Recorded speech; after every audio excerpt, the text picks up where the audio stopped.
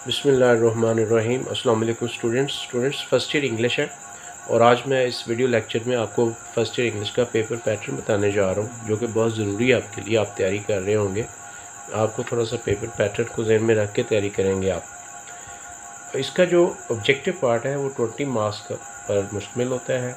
The objective part of the first year English consist of 20 marks, और इसमें से आपका कोई नंबर नहीं कटेगा अगर आपको ये सही तरह से तैयार है।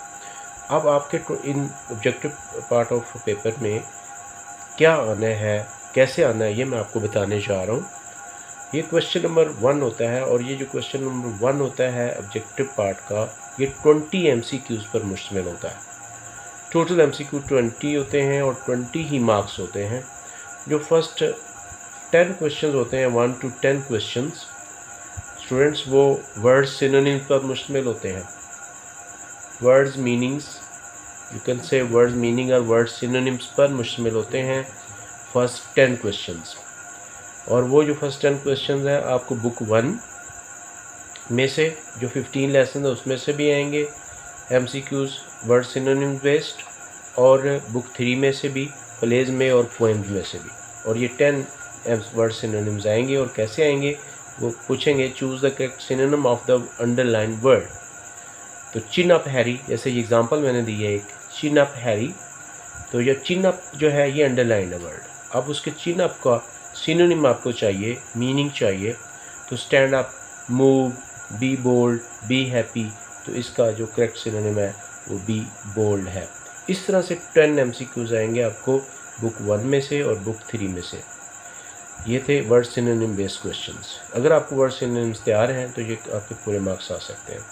नेक्स्ट जो है ये 11 to 15 जो पार्ट ऑफ MCQs होता है, 5 MCQs होते हैं ये 5 मार्क्स के। ये कहते हैं ये चूज़ द राइट ऑप्शन। ये इंफॉर्मेशन बेस्ड होते हैं, आपको चैप्टर्स अच्छी तरह से पढ़ने हैं। पोएम में से भी आ सकता है, बुक 1 में से भी आ सकता है इंफॉर्मेशन बेस्ड क्वेश्चन, और प्लेज में से भी आ सकता है। जैसे ये बुक 1 में से मैं MCQ बनाया है, इंफॉर्मेशन बेस्ड है, ये वर्ड सिनोनिम बेस्ड नहीं है। ये 11 to 15 MCQs होते हैं। ये 5 MCQs। Norman wanted to take a trip to Africa, Asia, Australia, Europe.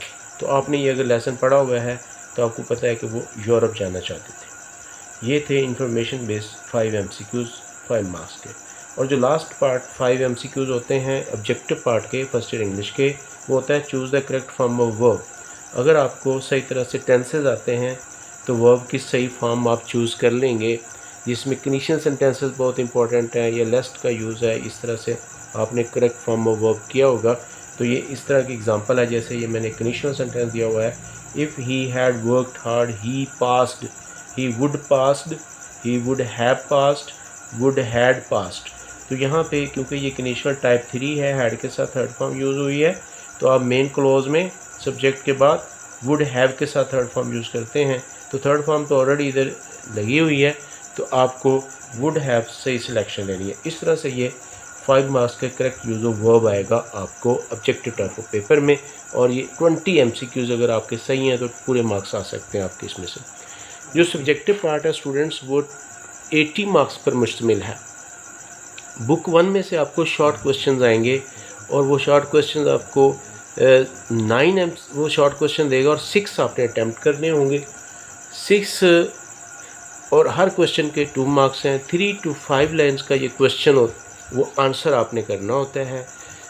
9 question आएंगे आपको बुक 1 में से, उसमें से 6 आपने अटैम्प्ट करने हैं, और हर क्वेश्चन का 2 मार्क्स होते हैं। तो 12 मार्क्स का पार्ट जो है शॉर्ट क्वेश्चंस का, वो आपको बुक 1 में से आ रहा है। और क्वेश्चन नंबर जो 3 है वो बुक 3 प्लेज में से भी आपको राइट शॉर्ट आंसर्स आने हैं, यानी कि आपको क्वेश्चंस के शॉर्ट आंसर्स लिखने होंगे। 8 क्वेश्चन देगा आपको वो प्लेज में से, 5 क्वेश्चन आपने अटैम्प्ट करने होंगे। 8 में से 5 आप अटैम्प्ट करेंगे, और ये 5 के 2 marks, every question carries 2 marks. This part consist of 10 marks, यानी 5 क्वेश्चन हैं प्लेज में से आपको आएंगे। आपने इस जो है ना 5 अटैम्प्ट करेंगे तो 10 मार्क्स का ये सेक्शन होगा। उसके बाद बुक 3 में से ही क्वेश्चन नंबर 4 है, वो पोएम में से शॉर्ट क्वेश्चन आपने अटैम्प्ट करने हैं। पोएम में से 6 क्वेश्चन देगा आपको, 4 आपने अटैम्प्ट करने होंगे। पोएम में से 6 में से 4 अटैम्प्ट करेंगे और इस तरह से ये 8 मार्क्स का जो शॉर्ट क्वेश्चन हैं वो आपको पोएम में से आ रहे हैं। और ये टोटल जो आप देखें तो क्वेश्चन आंसर जो हैं वो आपको 30 मार्क्स के ये क्वेश्चन आंसर्स आ रहे हैं। 12, 8, 20 एंड 30 मार्क्स के आपको क्वेश्चन आंसर्स आ रहे हैं बुक 1 और बुक 3 में से। उसके बाद आप जाएंगे जी क्वेश्चन नंबर 5 पे, तो उसमें वो आपको ऑप्शन देगा लेटर और एप्लीकेशन। या तो आप राइट आर लेटर और एन एप्लीकेशन, या लेटर अगर आपको याद है तो आप लेटर लिखोगे या फिर आप एप्लीकेशन लिखोगे, दोनों में ऑप्शन होता है। तो ये 10 मार्क्स का ये क्वेश्चन है, लेटर और एप्लीकेशन। और जो नेक्स्ट क्वेश्चन है स्टूडेंट्स आपका क्वेश्चन नंबर 6 है, वो है राइट अ स्टोरी। अब स्टोरी वो ये नहीं कहेगा right a story a thirsty crow, वो कहेगा मॉरल देगा आपको, जैसे God helps those who help themselves, तो या यूनियन इज स्ट्रेंथ, या all that glitters is not gold. इस तरह से वो आपको मॉरल से स्टोरी लिखने के लिए कहेगा। 2 स्टोरीज देगा आपको, वो एक अटेम्प्ट करेंगे आप, 2 मॉरल देगा, आपने को जो आता होगा उसमें से आप दोनों स्टोरी में से एक स्टोरी अटेम्प्ट करेंगे और एक स्टोरी जो है वो 10 मार्क्स पर मुश्तमिल है। और ये इस तरह से आपका ये क्वेश्चन हल होगा, 2 में से एक आप सॉल्व करेंगे। क्वेश्चन नंबर 7 जो है students explain the following lines with reference to the context. Poem में से ये आ रहा है, स्टैंजा आएगा आपको, ये लाइन्स आएंगी और वो आपसे पूछेगा कि एक्सप्लेन करें, कैसे एक्सप्लेन करेंगे, रेफरेंस भी देंगे और कॉन्टेक्स्ट भी। 3 चीज़ें आपने बतानी होती हैं एक्सप्लेनेशन इसमें, रेफरेंस टू द कॉन्टेक्स्ट में। क्या आपने सबसे पहले रेफरेंस लिखना होता है, जैसे these lines have been taken from the poem the rain written by William Davies. और उसके बाद आपने ये रेफरेंस लिख लिया, उसके बाद आप कॉन्टेक्स्ट लिखेंगे। कॉन्टेक्स्ट में आप स्टूडेंट्स थीम लिखेंगे 5 to 7 लाइन्स का, और वो आपका कॉन्टेक्स्ट बन जाएगा उस पोएम का। सेंटर आइडिया लिख सकते हैं और उसके बाद जो गिवन लाइन है उनको एक्सप्लेन करेंगे, आप अपने वर्ड्स में उनकी पैराफ्रेजिंग करेंगे। ये 5 मार्क्स का कंपलसरी क्वेश्चन है, इसमें कोई ऑप्शन नहीं है। और जो लास्ट और इसका जो बी पार्ट है स्टूडेंट्स, ये क्वेश्चन नंबर 7 का, वो पंक्चुएशन है। पंक्चुएशन 5 मार्क्स की आती है और ये 5 मार्क्स की जो पंक्चुएशन है ये सिर्फ और सिर्फ बुक 1 में से आएगी, आपको प्लेज में से या पोएम में से ये नहीं आएगी। ये पंक्चुएशन आपको 5 मार्क्स की बुक 1 में से आएगी। और फर्स्ट 7 लेसन्स के अगर आप तैयार कर लेते हैं तो ज़्यादातर चांसेस हैं कि फर्स्ट 7 लेसन्स में से ही आपको पंक्चुएशन आ जाएगी। और ख़ास तौर पे आप उसके जो बुक के एंड पे दी हुई पंक्चुएशन एक्सरसाइज है वो कर लें। उसके बाद पेयर्स ऑफ वर्ड्स, ये 5 मार्क्स के आने हैं आपको। और जैसे ये साइट है तो ये भी पूरे मार्क्स आपको मिल सकते हैं अगर आपको पेयर्स ऑफ वर्ड्स याद होंगे। और जो लास्ट क्वेश्चन है स्टूडेंट्स वो है ट्रांसलेशन इंग्लिश इनटू उर्दू, और ये बहुत इंपॉर्टेंट है। ये 15 मार्क्स की है, 15 मार्क्स का ये पेपर का ये पार्ट है और ये सिर्फ बुक 1 में से आएगी, आपको प्लेज या वो पोएम में से नहीं आ रही।